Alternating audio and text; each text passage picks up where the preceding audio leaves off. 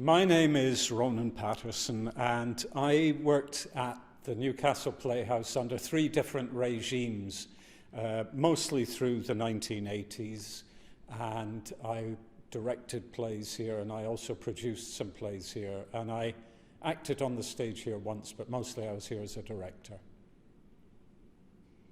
What do you know about the history of Northern Stage? Oh, sorry, before you go on, Ronan, just to say, if at all, and you just did it there, if at all possible, if you can mention a year or an era. Yeah, I will too. I will too, yeah. Okay, right. Shall I just launch into it? Yeah. Okay. I first came to Northern Stage in 1984.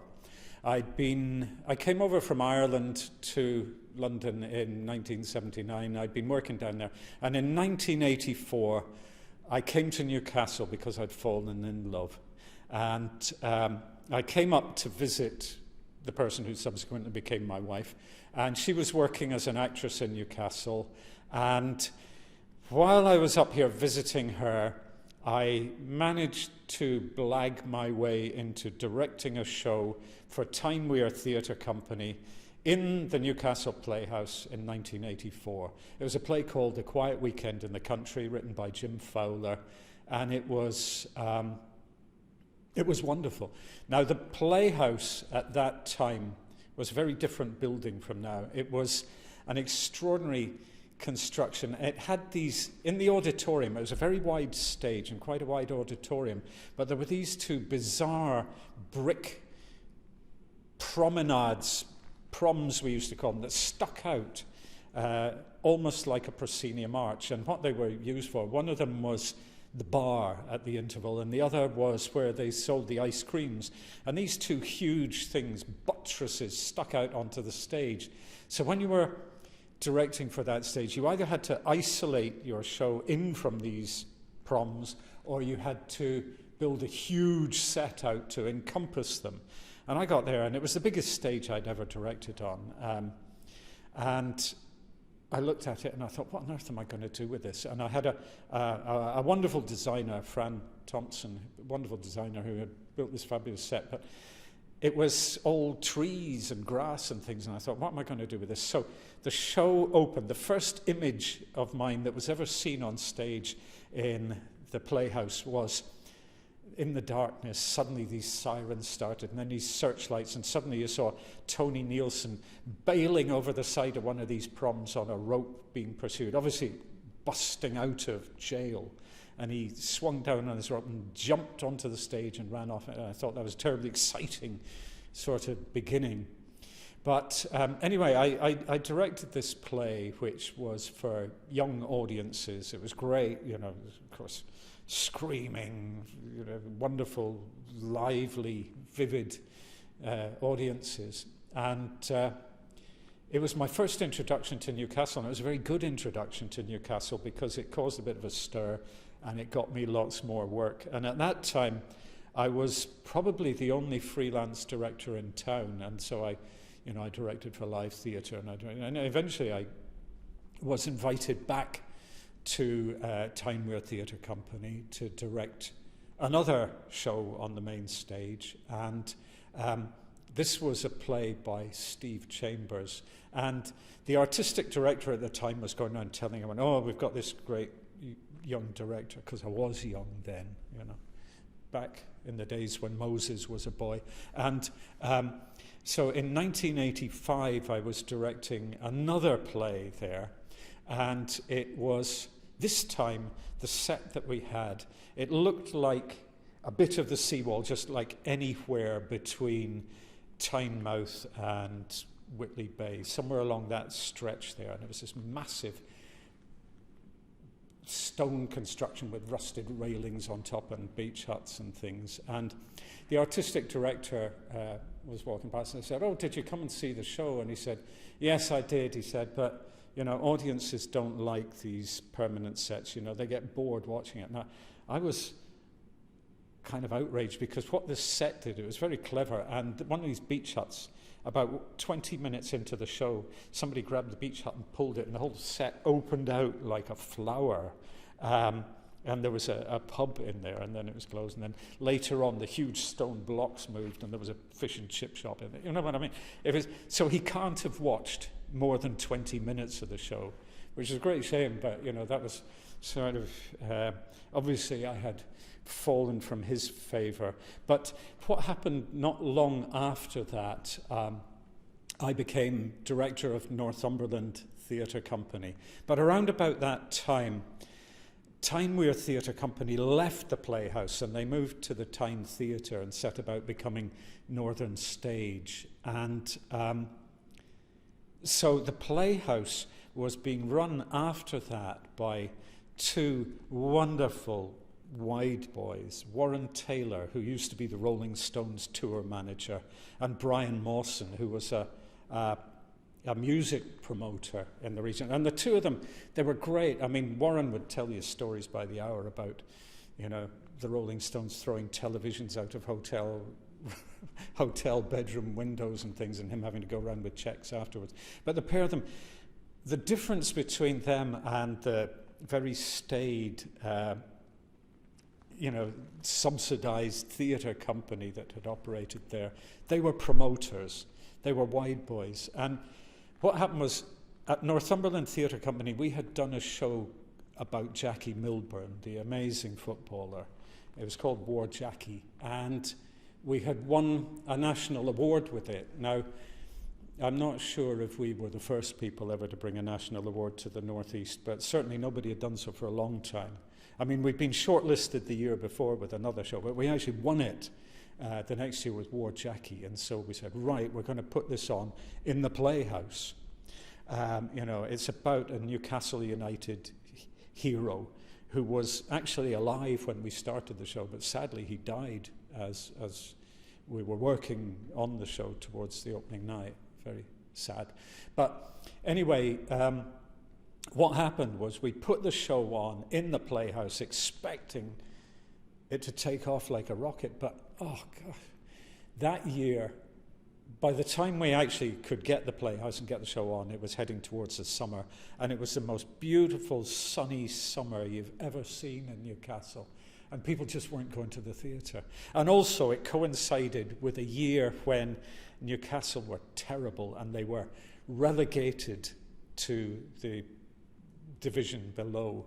And we were dying of death. And the people that were coming to the show were giving us standing ovations, but there just weren't enough of them.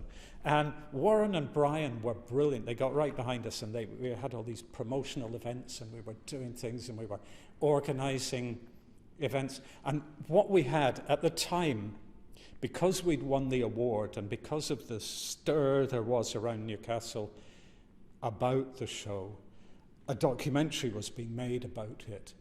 And we had a camera crew who were following us everywhere, which was, a bit of a pain, actually. But, it was flattering, but, there were times when we were trying to have a good row and you couldn't because there was a camera there. And anyway, we had, in the theatre one night, we had the first reunion of the FA Cup winning team from 1955, since 1955, sitting in the audience. And we had the camera crew up on top of one of the proms, the one that was where they sold the ice cream. The camera crew was set up there, and we had it rigged up. So in the final song, there's this wonderful song about "Come Back, Jackie Milburn, 'Cause We Love You," and it was all about Bobby Mitchell on your left, Tom Walker on your right, and all the stars of yesterday that wore the black and white. And it was this hugely emotional moment, and suddenly we did a terrible thing. We brought up a spotlight on them, and the camera crew were filming, and they were all in floods of tears. And the atmosphere that night in the theatre was just amazing. I mean, the ovation at the end, which was for them, really, as well as the show. It was just one of the most moving and powerful nights. And the Playhouse was like a cauldron at that time. And we partied on into the night with all these people.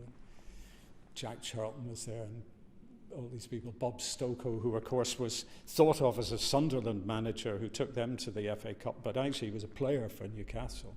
And it was just magic. Well, the success of War Jackie critically, but its struggles financially gave me a very difficult time with the board of Northumberland Theatre Company. And we got to a point where there was a sort of strange dichotomy between the theatre, who were backing us to the hilt, and the board of the theatre company that were kind of battling with us all the way. And I had to make a choice between the theatre that was supporting me and the board that was not. And I left and set up a production company which was called Astrakhan Limited, after the fur collars that impresarios used to wear, which I thought was terribly funny at the time. But anyway, Astrakhan was basically a commercial production company that was working with a number of the civic theatres in the region, and also trying to do things in the Newcastle Playhouse, which was kind of we were trying to make it like a home venue for us. And we did some things here, but a pantomime, for instance, which was great fun. But anyway, by this stage, it was about sort of 1989, I think, 1989, I think. And Warren and Brian had run the place in this wonderful, vivid, cowboy-like manner, which just gave opportunities to loads of people who hadn't had them around the region before. And then, I'm sorry to say, but they were stitched up. They were stitched up by their board. And the way they were stitched up still makes me furious, and I had corroboration of how they were stitched up from one of the accountants involved in the process subsequently, but obviously I don't want to say anything actionable. But what happened was Warren and Brian were ousted, and the city took it over. And the city, it was being run by the manager of the city hall, who really didn't know what to do with theatre. And I was committed to a pantomime again, and I had this wonderful group of actors. I mean, Astrakhan had some of the best fun I've ever had with my clothes on. I mean, the actors, we did all these things that people just said, you can't do that. You can't do a production of Hay Fever in Stanley Civic Theatre, and we just did it, and we had such a good time. Northeast playwright Phil Wood's version of Dracula, which was just a brilliant, funny version of it. But anyway, we were committed to doing this pantomime, and I had this lovely cast of people.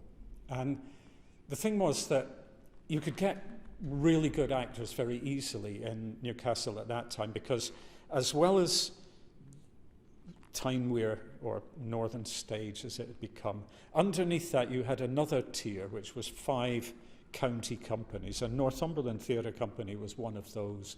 There was Northumberland Theatre Company, there was Cleveland Theatre Company, Durham Theatre Company, Live Theatre was the company in Tyne and Wear, and then there was Pocket Theatre Cumbria. These were the counties in the Northern Arts region. And we were doing loads of shows. I mean, there was so much theatre going on then. At NTC, we were doing 8 shows a year. And others, they were doing lots of stuff as well. And then beyond that, there were companies like Brothers and Skin and Bones. And then there were smaller companies like NE1 and Puppets and People and things. So there was this whole subculture. And also, Tyne Tees and the BBC were both doing quite a lot of drama in those days. So there were a lot of actors living and working and building careers in this region. And that doesn't exist in the same way anymore, which is a shame. But anyway, I had a really good group of actors, and we're going to do this pantomime. And it had come about very unfortunately, because what happened was I had a deal with one of the other venues in the region. An actor stroke writer had done a deal with a theatre, and he said, okay, I'm going to mount this pantomime, will you sell it on to some other venues? It's very easy, the production costs are all there, you just have to sell it on to other venues and we'll all make some money. I went, yeah, sure. And so I sold it to these other venues, and then he and the theatre had a row, the show was cancelled, and I was left handed my backside on a plate with, you know, I've got these theatres who are demanding a pantomime, I've got no pantomime, I've got no money, and I was desperate. I mean, I'm not kidding. I'm thinking, it's coming up to Christmas. I'm giving my kids presents that are the freebies given away with petrol in a garage. You know, I mean, I'm absolutely skint. And we mounted this show, and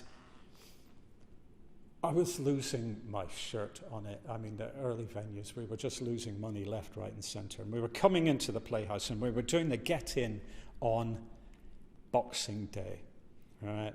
Get in on Boxing Day. And this is when the council are running the theatre.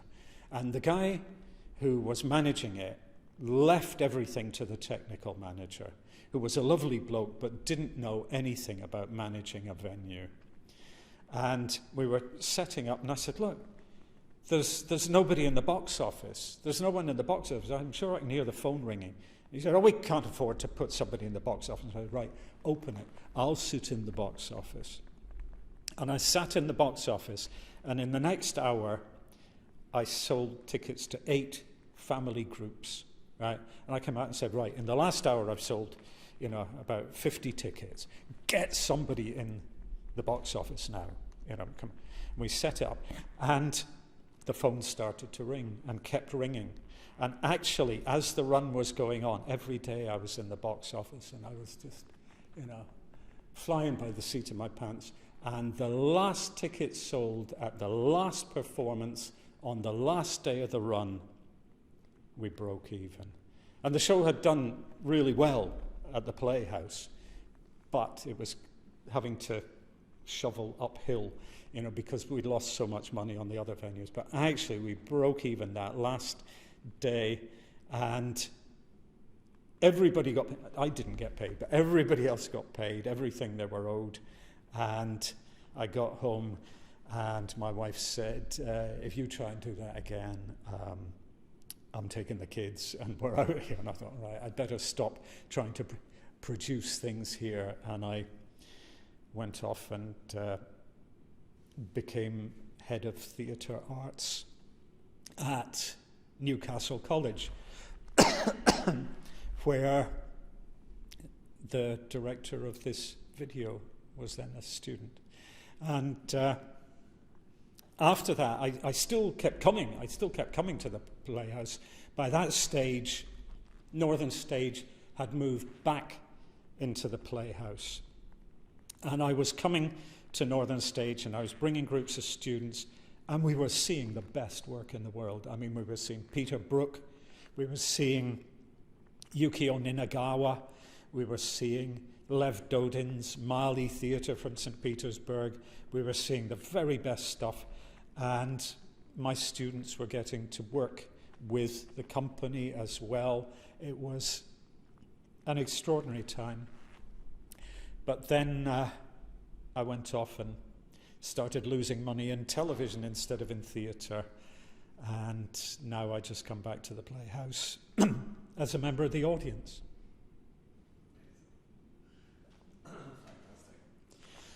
Do you want me to redo some of the end bit? My throat was getting a bit dry there. If you have any, I would be grateful, yeah. Thank you. Cut that for a second, Aaron, please. No.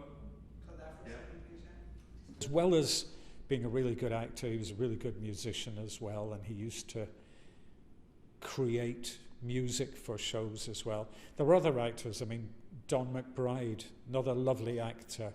Then you got these new people coming through, like Robson coming through, Joe Caffrey, Decca Walmsley, all these guys. They were young. In fact, I remember seeing Robson in a youth theatre show, a youth theatre production of Bandits, actually, directed by Max Roberts before he became the director of live theatre. And I I was working on a video with Swingbridge Videos at the time, and I said, I want that guy, I want that young Robson character to be in this video. And I fought, and I got him for the shoot.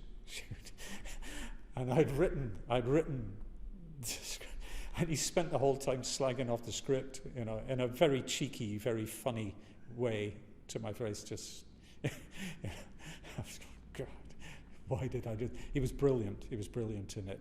And not long after that, he did Bandits at Live Theatre, and while he was doing that, he also appeared as Jimmy the Porter in Casualty. And in the course of that Bandits tour, he went from being someone that you could walk past in the street to somebody who stopped the traffic. I mean, my wife was in that show, on tour, and she was going for a cup of coffee with him one day, and they walked into this cafe and sat there. And the next time, about a week later, they walked into a different cafe in a different town, and people were coming up and asking for his autograph and things. You see that happening in front of your eyes. There were other actors. I mean, do you want me to talk some more? I mean, you know, some of the women. I mean, Val McLean, Annie Orwin, Colin McLachlan, God bless him. The late Colin McLachlan, he was a really good actor. Charlie Hardwick coming along, of course. Philippa Wilson. Some extraordinary actors. Philippa was one of the actors with Astrakhan at one time, and she and John Kirtley, the pair of them, those two together were two of the funniest people I've ever worked with. I mean, honestly, we were weeping. We did this rep season, right? We used to do rep seasons for civic theatres, and the pair of them just used to have us ill with laughter, and they were so funny on stage as well. Peter Peverley, a lot of these people then went on and worked for the RSC. Peter Peverley did as well. Yeah, I mean, it was, all these people came through this theatre, came through the Playhouse, came through Northern Stage. But there was the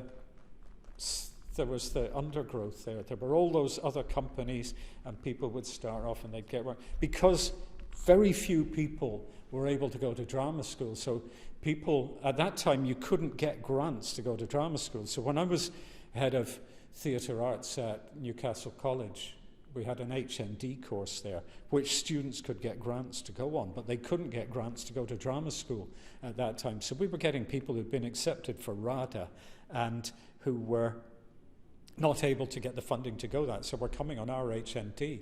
And it was extraordinary because we were taking those actors on tours of Europe. I mean, actors from Newcastle were going and performing in Bratislava or in Athens or in Anzio in Italy, or, you know, in Norway. We went abroad with actors from the Northeast, and those people, many of them, I mean, the actors from Newcastle College, I've taught in major drama schools as well. I've taught in universities, but the actors from Newcastle College, which was the only training that working class actors from the Northeast, most of them, were able to access. Those actors have done better than the actors from the university drama departments, than from actually some of the drama schools I've taught in. Fantastic. Yeah, go for the last question. What one word would sum up your thoughts of Northern Stage? Of Northern Stage. What one word would sum up my thoughts? Oh gosh, that is hard, because working here was formative for me, but also for so many others. And it was a catalyst. It was a catalyst for so many careers, as well as a catalyst for so many writers. Having this venue here as a place that people could aspire to. What was it then? for the Northeast, it was aspirational. It was aspirational. Fantastic. Is there anything else that we haven't covered, Ronan, that you would like to talk about? Oh, Or is there anything as well? I'm just trying to think. That you can think of about asking? I'm trying to think if there's another word. There's so much there that was Brilliant. absolutely rich with information. Really great. Yeah. So much depth. I haven't mentioned people really who weren't actors. I haven't mentioned other people. Oh, yeah, cool. There's something you think of. The other thing you talk about is any of the other artistic directors that you either saw their shows or... Well, less. I was thinking less about directors and more about perhaps the tech teams, or I have to say the designers that I brought in to work here were mostly from like the National Theatre or wherever, you know. So I brought in rather than bringing people up, but the tech. Well, I don't know. Let me think for a minute.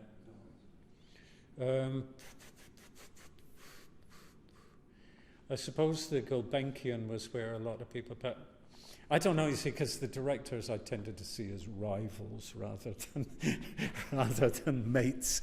You know, I suppose I was too busy trying to assassinate them. Yeah,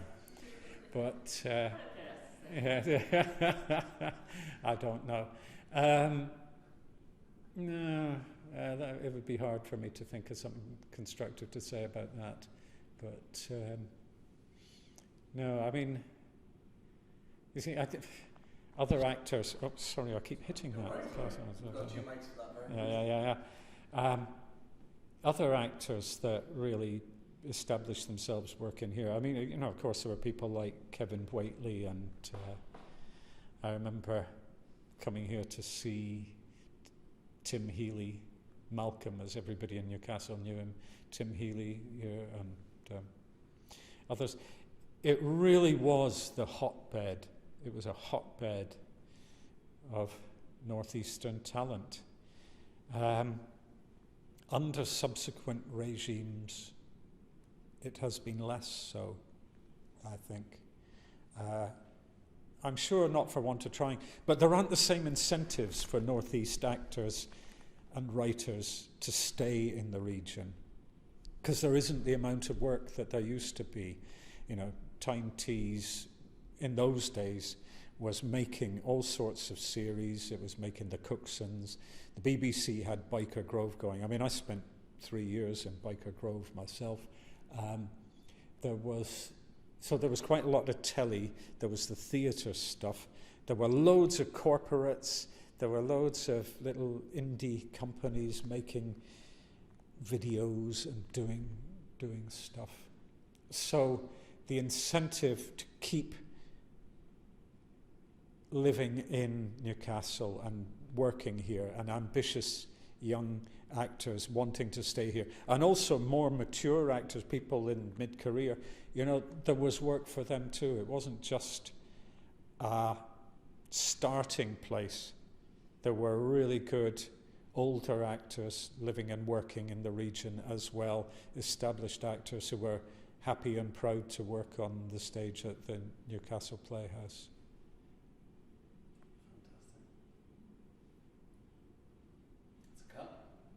Okay. Brilliant. That's fantastic. Well, good. I hope. The list of actors, as you went down them, I was like, apart from Val McLean, I was like, I've worked with all of them. Yeah. With all of them. And it's funny, like you say about Dave, you mentoring your actors, like I was one of those. As soon as we started working with National, I thought that. He had me under his wing. Yeah. I've told this story with and heard this story a few times, but he tells a brilliant story because he did Our Friends in the North here. Yeah. And he was in the TV show, but you know, when they cast the TV show, he said he was back, probably doing Pippa Painters. He was back home, and they'd done the TV show, and Daniel Craig had just been cast as Bond. Yeah. He says his mother had a bridge club round, Yeah. and he was walking down from his room to go and get a cup of tea. And as he's walking through, he has his mother say, "Well, our David played that part in the Northern Stage. So if they'd cast him in the TV show, he'd be James Bond now." And David went, "Mother, no, that's not how it works." Oh, that's lovely. That's lovely. It was God, brilliant. yeah. What a geezer. He was Yeah. just like, yeah, he really did. He was just, Yeah. he was phenomenal. Yeah. But he's Oh, like, God. it held him in really high esteem, Davey. Yeah, so he was. He's, Yeah. I mean, that tour of Bandits with Davy, Philippa was in that, Charlie was in that, Robson was in that, Yeah. Joe was in that, Decca was in that, my wife Sharon was in that. Let's see, Sue Metcalf and Mike, what was his name? Mike Elliott. Yeah. Mike Elliott, the basically the comedian club act, he was in it as well. Yeah, I'm going to try and get Philippa in. We get Charlie, and hopefully I work with Charlie on the radio actually. Yeah. Back. Well, I'd yes. love to get in contact with Val McLean. Yes. I've never even met Val, but well, I've got both of them on Facebook. Amazing. Well, what I could do is I could send Val a message and say That'd be brilliant. that you're trying to do it. Yeah. And if she's amenable, I will put you in touch. That'd be Yeah, super. okay, I'll do that. So that's Liz Patrick, who was administrator under Warren and Brian, and Val McLean that I'm going to try and get hold of for you. Brilliant. So how's this going to be used? Cool, okay. This is good. Okay, we're rolling again. One of the things that was special about Tyne-Wear Theatre Company was that, as well as the main house shows and the work they did in the Gulbenkian, which was the studio, and I did some stuff there as well, they had a full-time TIE company. Now, lots of theatres in those days had TIE companies, but what was great about Tyne-Wear TIE, it was a free service. Schools didn't have to pay for the shows, and they covered, there were 5 local authorities within Tyne and Wear, the metropolitan county, and all of them except North Tyneside funded the company so that they could be a free service and they could go to schools in Gateshead or Newcastle or South Tyneside or wherever. And the work that they did was extraordinary. They had really top-class writers working for them and some extraordinary shows. I mean, I did a number of shows with Tyne-Wear TIE as well. Just before I went to Northumberland Theatre Company, I directed a show called No Man's Land by Paul Swift, which was a really good play, apart from being a really good show. And they actually, the director at the time, the artistic director of the TIE company was Chris Bostock, who ran the company from, I think, from its inception right up until it was closed. It closed when Alan Lydiard took over Northern Stage and brought them back to the Playhouse. He did some fantastic things. He set up a system whereby they brought in some of the best theatre companies in the world. I mean, companies from all over. He brought in Cheek by Jowl. He brought in Yukio Ninagawa's company from Tokyo. He brought in Peter Brook's company. He brought in the Mali Theatre from St. Petersburg. He brought in all sorts of incredible things. But one of the things he did do was he wound up the TIE company, which was very sad. I mean, it has to be said that a lot of theatres were doing that at that time. Sorry, I'm just going to take a sip of water.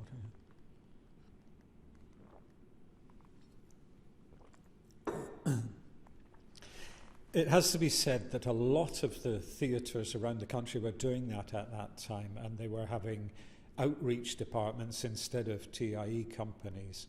But a lot of theatres didn't know why they wanted a TIE company. I was involved in a project to set one up for the Nuffield Theatre in Southampton, and the artistic director said, oh yes, well, we're creating the audiences of the future, which is probably the worst reason for setting up a TIE company, because TIE was about education through theatre. It wasn't about education in theatre, although it had that as a spin-off sometimes. But Tyne-Wear Theatre Company had a really good ethos behind their TIE company.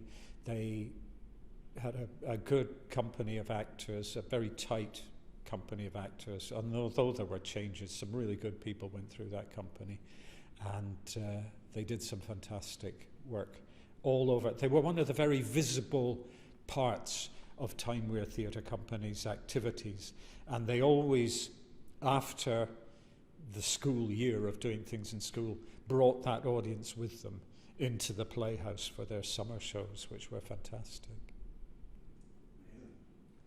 Next question from you.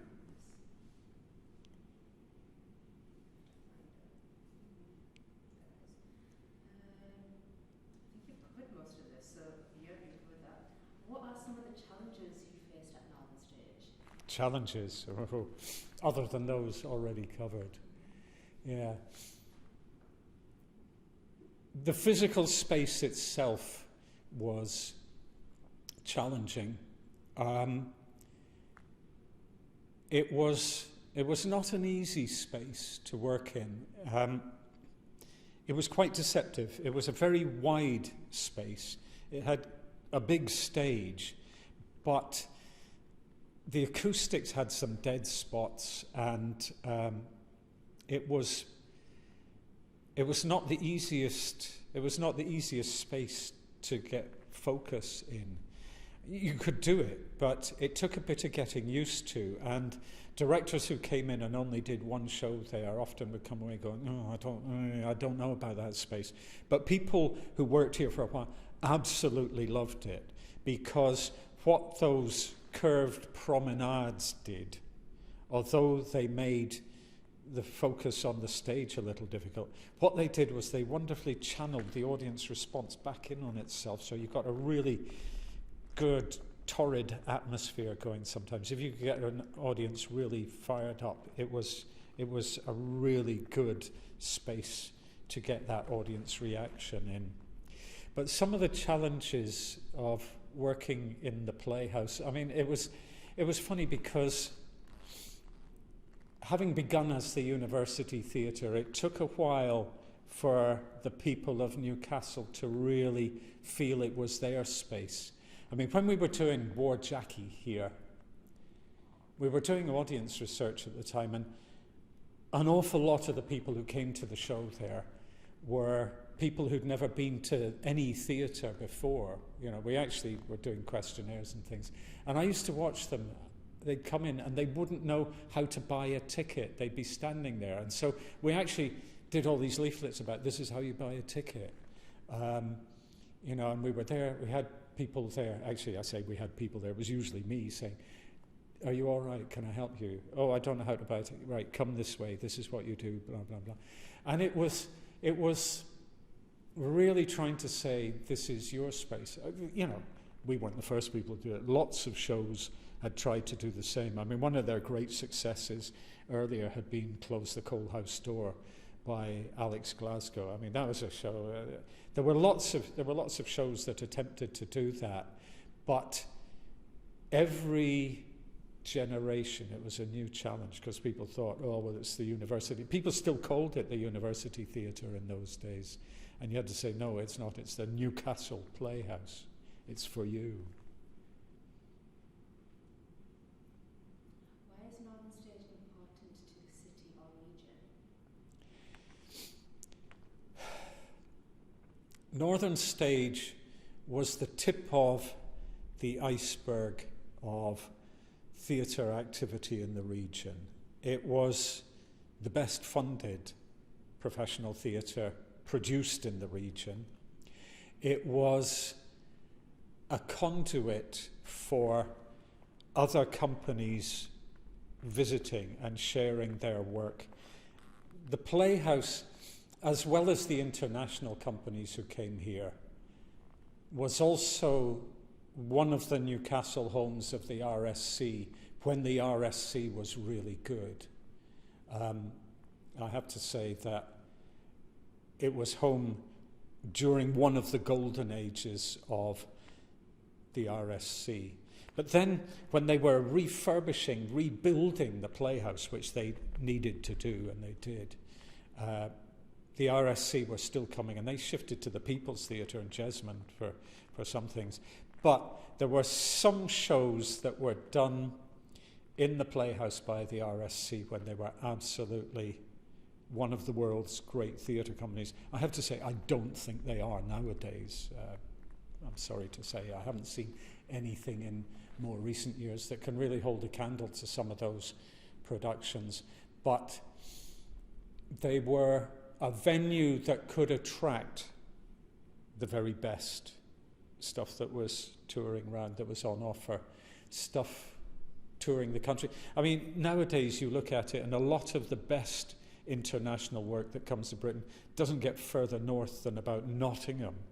But actually, the Newcastle Playhouse and Northern Stage really were part of that circuit of the very best work coming, as well as being the place where generations of Newcastle school kids first saw Shakespeare or saw Arthur Miller. I remember a really good production of Death of a Salesman that was on here at one time, for instance, or when Michael Bogdanov was one of the directors here, scandalizing. My wife was one of the Sacred Heart schoolgirls from Fenham, and they came to see The Tempest, which had a naked Caliban who was wandering round the bar. And the nuns were horrified, and they got all the girls in who were doing The Tempest for A-level after they'd seen the show and said, "You must never, ever refer to this production. Don't tell anybody that we went to see the play." But it was great, because of course every one of those kids thought it was a fantastic show and loved it because the nuns had hated it so much.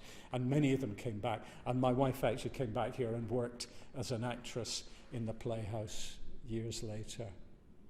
So it was the place where several generations really encountered theatre. The Theatre Royal was a different thing. The Theatre Royal was the big #1 touring shows that were coming from London, and yeah, that's all great. You know, you could go and see the big musicals and things, but the work being produced in the region, the best of it was happening here with Tynemere Theatre Company and then Northern Stage. Not all of it was equally brilliant, but that was part of the fun of it, because they were taking chances and they were doing outrageous things sometimes. There were some outrageous shows as well as some much more straightforward things. But actually, the best atmosphere, I believe, was when they were really doing new writing based on the history, culture, the people of the Northeast. What challenge would you set Northern Stage for the next 50 years? Get that audience back. Get that audience back. Get that level of work back. Do more shows. When I took over Northumberland Theatre Company, it was bankrupt. And we were told, oh, you have to retrench. And I did the opposite. I did 8 shows a year. Not to attract more funding, to earn more. We put on more shows. We did more work. We got more people coming to see us. I'd say to Northern Stage, do more work, get more people in, and find that local jugular again. The last question now. There's the last Because question. I've got just a couple of things that have been brought up later. Yeah. Do you remember an actor called Davy Whitaker? Yes, I do. Could you talk about any memories of David? Oh, gosh, yes. There were really good actors in the region that could manage to live here and have a home and build a career. And there were great actors. I mean, Dave Whitaker was an actor that I loved. He did a lot of stuff. Well, he worked with everybody in the region pretty much. Davey was a lovely actor. He went away and worked for the RSC, came back. He was mainly associated with live theatre, but not exclusively. Like I say, he worked for everybody. He worked on a TV pilot that I made with Terry Deary when we were trying to create a television series from some of his books. And he was just such a great character, a wonderful actor, and someone who really mentored a lot of younger actors. There are a lot of younger actors who became better actors through working with Davy.